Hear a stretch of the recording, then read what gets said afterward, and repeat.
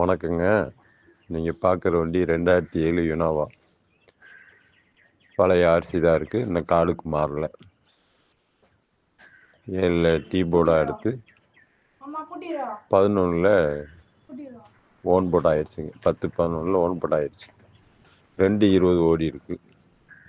பழைய ஆர்சி தான் இருக்குது, பேப்பர் ஆர்சி தான் இருக்குது. எஃப்சி வந்து 22லேருந்து இல்லை.